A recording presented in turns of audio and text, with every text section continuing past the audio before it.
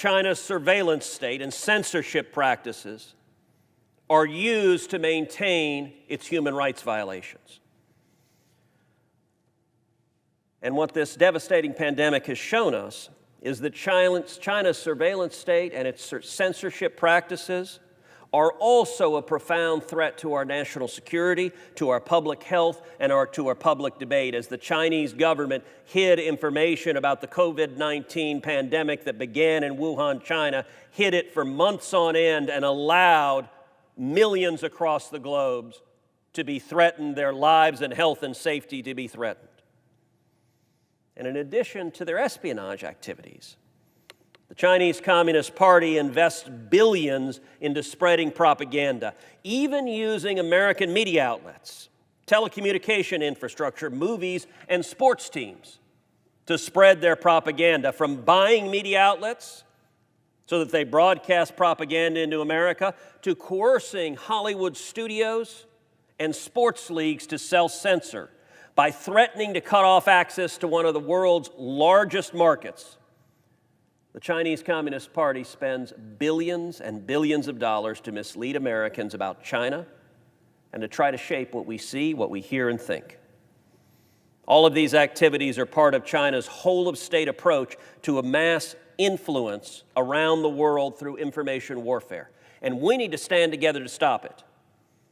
That's why I will be momentarily asking for unanimous consent on the Script Act, which would cut off Hollywood studios from the assistance they currently receive from the U.S. federal government if those studios allow the Chinese Communist government to censor what they're producing.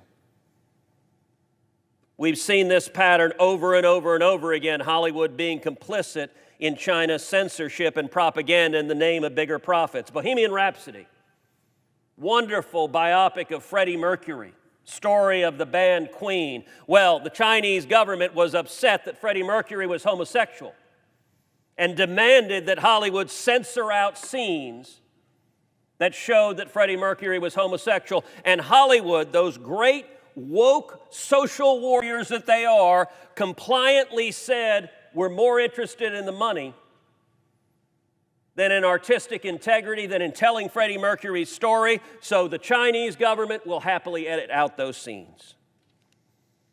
Doctor Strange, another movie, comic book movie, in Doctor Strange, they changed the Ancient One's character from being from Tibet, which is how it's portrayed in the comic book, to Celtic.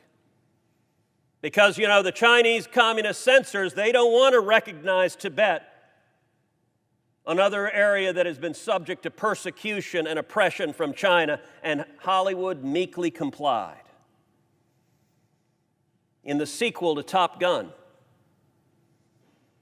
the back of Maverick's jacket, if you remember the first Top Gun, maybe the greatest Navy recruiting film ever made, the back of Maverick's jacket, you find the Taiwanese flag and the Japanese flag. The Chinese censors didn't like that, and so Hollywood meekly removed the flags.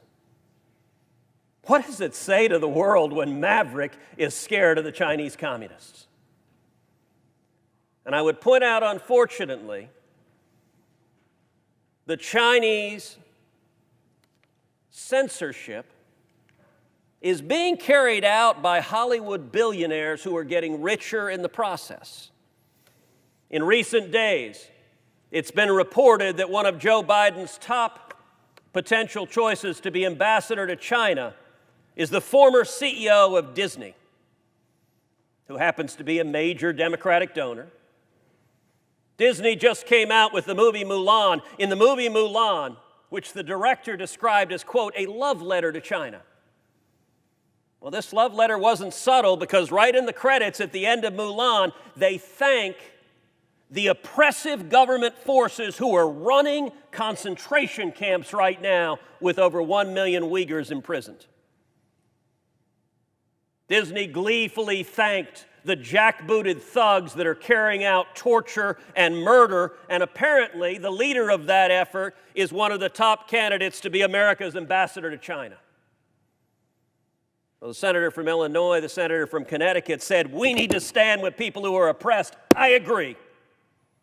Look, Hollywood could say whatever they want, but there's no reason the federal government should facilitate their censorship on behalf of the Chinese communists. And the Script Act simply says if you're going to let the Chinese communists censor your movies, you're not going to get access to the jet planes and to the ships and all the different materiel of the federal government that is used in movies.